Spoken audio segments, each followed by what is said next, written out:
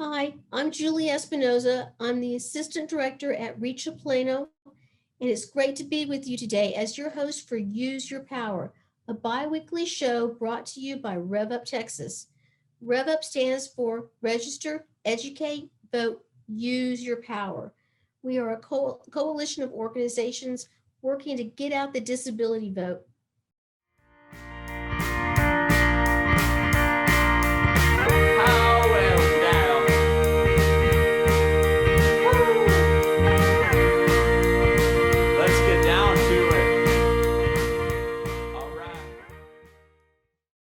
Today, we are honored to have with us Lilian Aluri, the REV UP Voting Campaign Coordinator with the American Association of People with Disabilities. Lillian, thank you so much for joining us today. Thank you so much for having me here. It's great to have you. Tell us about yourself and what AAPD is and what you're doing on the national level. Great. Well, so hello, everyone. I'm Lilian Aluri. My pronouns are she, her, hers. I'm a medium brown skinned woman with long dark brown hair. I'm wearing a white short sleeve top with some flowers on it, and there's a white wall behind me and a shelf. So thank you so much to REV UP Texas for having me on the Use Your Power show. I am the REV UP Voting Campaign Coordinator, as Julia said, at the American Association of People with Disabilities, or AAPD. And for the last 2 years, I've been finding opportunities to work in the disability rights space. My connection with the disability community began as a sibling of a young man with Down syndrome, and it's become more personal when I developed mental health disabilities in college. Since June of 2020, I've been supporting the REV UP voting campaign at AAPD, and I've been really excited for the opportunity to coordinate the REV UP network nationally. In my role, I engage regularly with the REV UP network, plan webinars and trainings, provide resources and toolkits, and I plan and facilitate national REV UP initiatives, which I'll talk a bit more about later. I also work to expand and grow the REV UP network, and my role is about bringing the REV UP network together and doing the behind the scenes work so that REV UP organizers can do the work on the ground of building the power of the disability vote. Before I share about what REV UP is doing across the US, I wanted to share a little bit about AAPD. So the American Association of People with Disabilities is a national cross-disability civil rights organization that advocates for the full civil rights of the over 61 million Americans with disabilities by promoting equal opportunity, economic power, independent living, and political participation. One of the ways AAPD aims to increase the economic power of people with disabilities is through some of our national initiatives, like the AAPD Summer Internship Program, which places students and recent graduates with disabilities sectors, such as the offices of members of Congress, federal agencies, and the national advocacy organizations. AAPD also leads initiatives supporting emerging leaders through scholarships, awards, and mentorships. And into these programs, AAPD is involved in advocacy across many areas of policy and business impacting the disability community, from healthcare and technology to education, voting, and more. How does AAPD coordinate with other state coalitions to impact local, state, and national elections? That is a great question. So REV UP is actually made of a network of individuals, groups, and organizations across the nation that work together to build the power of the disability vote. So in addition to REV UP Texas, there are REV UP voting coalitions and partners in Florida, Georgia, Minnesota, Massachusetts, and many other states. REV UP actually has a presence in over half of the 50 states. And so in several of these states, we have dedicated coalitions that are made up of disability and voting and civil rights organizations that coordinate together to get out the vote, and specifically to advocate and get out the disability vote in their area. And coalitions and partners in the REV UP network are active in voter registration and education. And the REV UP network has also taken on advocacy and expanding voting rights of late, especially in the last few months in particular. people like the folks at REV UP Texas have been advocating against the restrictive bills at the state level, like House Bill 6 or Senate Bill 7, that are threatening to restrict voting rights and really particularly going to impact voters with disabilities, voters of color, and disabled voters of color at the intersection of these communities facing voter suppression. Can you tell us about the For the People legislation currently in Congress and the relevance to the disability community? And also, can you tell us about the John Lewis Voting Rights Advancement Act? Yeah, sure. So earlier we talked a little bit about the state attacks on voting rights. There's actually these two pieces of legislation that you mentioned at the national level that aim to shape the future of voting access in a positive way.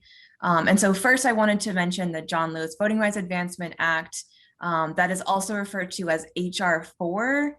That was its bill number in the last session of Congress, but it's not been introduced yet. But this bill is named after the late voting and civil rights champion, Representative John Lewis. And this bill would restore a key part of the Voting Rights Act of 1965. The Voting Rights Act has been a critical piece of legislation protecting the rights of voters with disabilities, voters of color, and disabled voters of color. And one of the ways that the Voting Rights Act did this was by requiring states with a history of discriminatory voting policies to receive permission from the federal government before making changes to their voting laws. And unfortunately, in 2013, the US Supreme Court took away this requirement for the approval of voting law changes in certain states in the Shelby versus Holder decision. The John Lewis Voting Rights Advancement Act would respond to the issues in that case and reinstate the power of the Voting Rights Act to prevent particular states with that history of discriminatory voting policies from passing additional discriminatory, ableist, and racist voting laws. And so we will be paying close attention at REV UP to the John Lewis Voting Rights Advancement Act this year and urge Congress to introduce and pass the bill. And so the other bill that you mentioned is the For the People Act, or S1. And the For the People Act has many really important provisions that will expand voting access and voting rights for people with disabilities, people of color, and voters at large.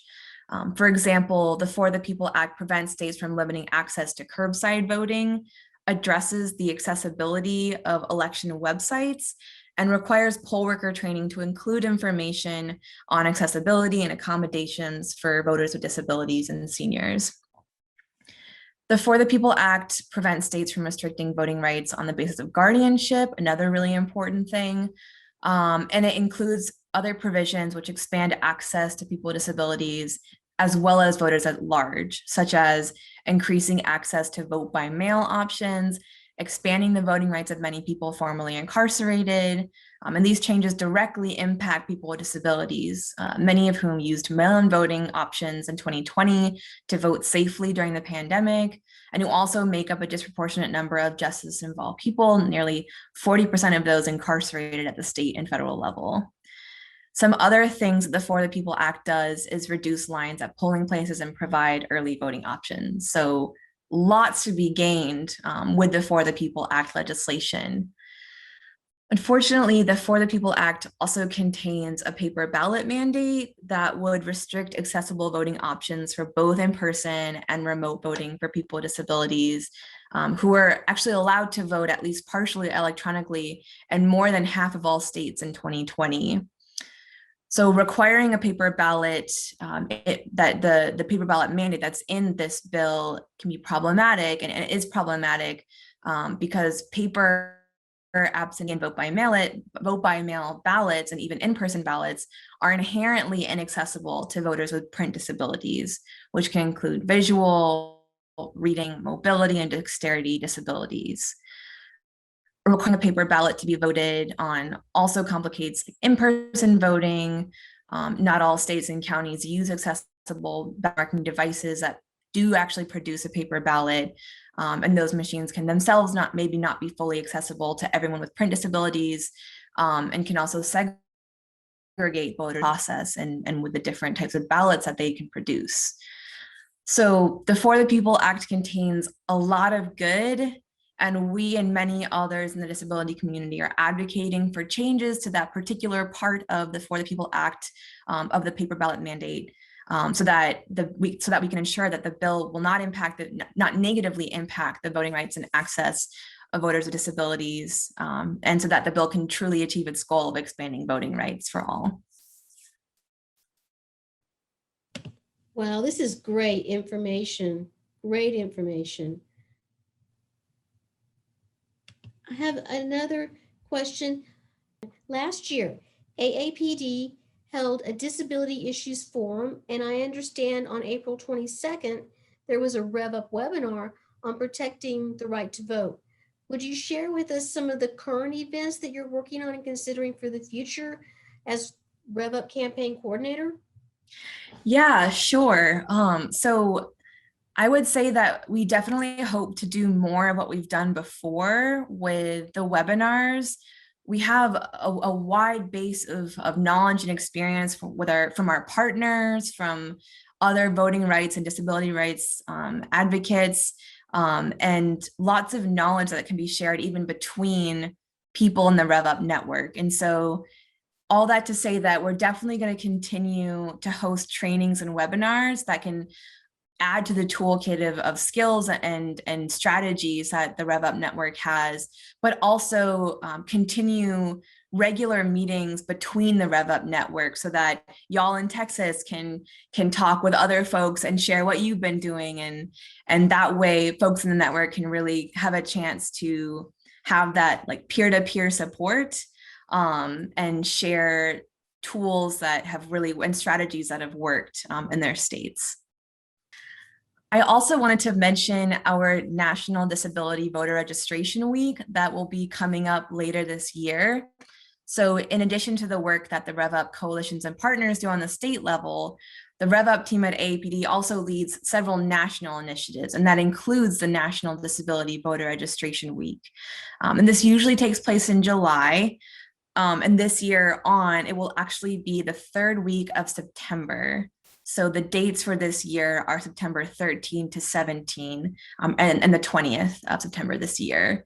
And that week usually features voter registration, outreach, and events hosted by REV UP coalitions and partners across the country.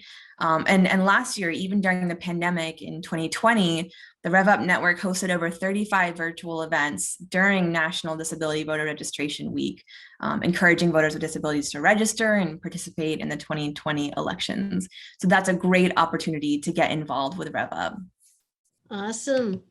Sounds like REV UP is really just I love all the growth that you're talking about. It all sounds amazing. I want to thank you for joining us today. We really appreciate the information you've shared with us. Is there anything you'd like to add? Yeah, so I wanted to share one exciting thing that's happening in REV UP. In 2020, we had a lot of people express interest in joining the REV UP network. And so in 2021, we still have elections this year, important elections, but it is a bit of a breath before 2022, which will be an extremely busy year with midterms. And so we're using this time not only to continue to engage with the existing partners we have in REV UP, but also build new coalitions of advocates and communities across the US, particularly in states where we might have partners, but really bringing them together to form a REV UP coalition to coordinate their efforts. And so if you are viewing this show from outside of Texas and want to find out more about how to connect with REV UP coalitions or partners in your area, you can reach out to me at laluri@aapd.com. You can also visit our website, aapd.com/RevUp to learn more. We want to keep you up to date on the restrictive voting laws currently making their way through the legislature, Senate Bill 7 and House Bill 6. So make sure to join us for our next episode update. Until then, I'm Julie Espinoza reminding you to use your power. Turned out there like a friend. It's been so nice to see you, and I wish your friend